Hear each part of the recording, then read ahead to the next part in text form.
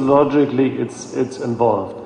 So it's you overestimate the involvement of the portal vein, but you can usually see it if the wall is really thickened and white, and you don't get a good layer between your tissue plane and the portal vein wall.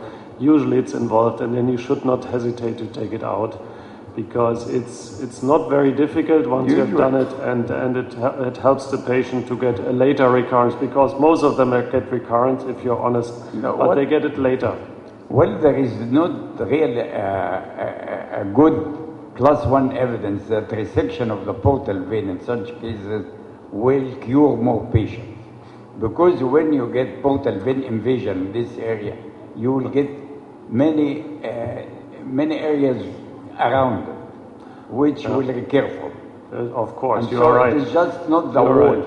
Yeah. That's why I bought just hot water. Okay. All right. Any other comments? So I have a question. Okay. The last question. Regarding the nano knife in a pancreatic surgery, do you use it often now, or I don't you just go to the often. I use it in every case where I think that it is an anatomical limited arterial problem, very likely.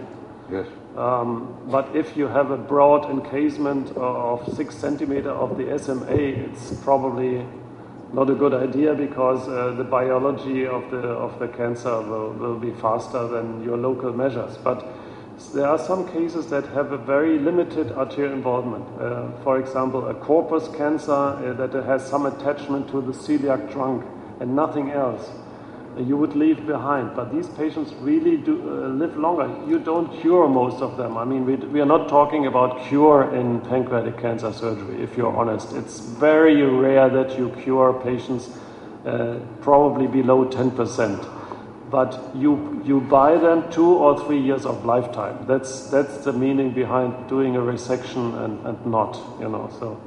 So in this category, I think these patients also come, but. 2 or 3 years longer life is a long time. I mean, we are talking about 2 weeks with allogenib, and so if you can offer by 2 hours investment in the operation theater a 2 years extension of lifetime, this is a good return on investment, I think. Okay, thank you very much. Being the chair, I'd like to one more question, if you don't mind. Dr. Prof. Schmidt, I enjoyed your talk about the liver, but I have one comment and 2 questions, if you can elaborate on them. You showed nice slides about the anatomy and the biliary system and the stapler and using it, but you didn't talk about the intraoperative ultrasound and how important it is in doing the liver surgery. And the reason I'm saying that is I've been called once or twice actually to the OR with beginner liver surgeons. They try to use the stapler, they put it in the middle of the liver without your excellent technique getting the other end out. And then it staples half of the vessel and bleeding swabs everywhere, and they call you, they don't know what to do. So I think that's very important. That was my comment. I'd like to hear you about it, hear your thoughts about it. Then the 2 questions is about the nano knife. Placing the nano knife in the liver is extremely difficult. So have you any experience in trying to do it percutaneously? I know intraoperative it's easy, but percutaneously. The second question is, we didn't hear anything in the new advances about the ALPS procedure from you, about the portal vein ligation staged liver surgery. Okay. Do you have also any experience in that? Are you guys doing it, and when? Sure. Thank you. You know, I took already 25 minutes, so if I would include everything, the time is over. So ultrasound, of course, this is like fork and spoon when you eat. I mean, this is every liver surgeon has to be familiar with the ultrasound, and it's very important that you pick your right plane. And if you use a stapler and you don't know what you transect, they can be dangerous. But this is true for any instrument, okay? But you are right. You have because you're going in the tissue and you don't really see the tissue. You have to look before with your ultrasound where's the middle hepatic vein, and especially be careful that you don't lose your plane and you come too close to the healthy liver side I've seen a case where somebody stapled so close to the bifurcation that the supplying vessels to the healthy side were narrowed and had to be reconstructed.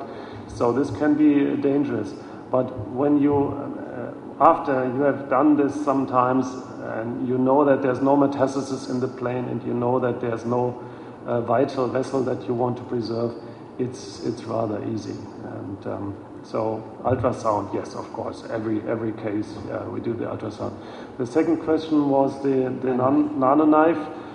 We use it frequently, actually more frequently percutaneously now than intraoperatively, because CT guided placement is still, I think, a little more accurate, even because if you do the ultrasound and you don't have a very excellent probe, it's not so easy to place the electrodes exactly as they should be, especially in the upper segments 7 and 8. It can be quite tricky. And so you get recurrence after surgery a few months, and then we do it percutaneously if they are in difficult location. So in the peripheral lesion, we do use the RFA or microwave, but in the more central it gets, the closer it gets to structures. And we just treat one patient, for example, that started with 21 metastases, 17 were removed surgically, and 2 were treated by RFA, and 2 centrally located, 1 were treated by nano knife. And now he's in this treatment for 3 years, and he's now free of tumor. Every 6 or 8 months, there's another small lesion popping up somewhere, and we treat it percutaneously. It's like killing the mosquitoes, you know. You have to be consequent in that local treatment as you are consequent with the systemic treatment. And I think if you bring both together in an intelligent way, you can recuperate, I would say, about 30% more patients that you can bring to the cure, or at least over the 5-year hurdle, than if you give up. You know, some people give up if there is 1 or 2 lung metastases. There's no reason for this. Go for it, as long as it's not 20. You do them CT guided. The third question. You do the nano knife CT guided percutaneously. CT guided percutaneously. Third question was the ALPS. ALPS, yes. ALPS is an. I see the indication actually very rarely, because if you do your planning wisely, most cases you can prepare with portal vein embolization or with portal vein ligation before, because it's usually a 2-stage procedure. But there are individual cases where you have a really small left liver, and they might benefit from an ALPS, but ALPS has certainly more complications. There's a high rate of bile leak, and there's a high rate of necrosis in the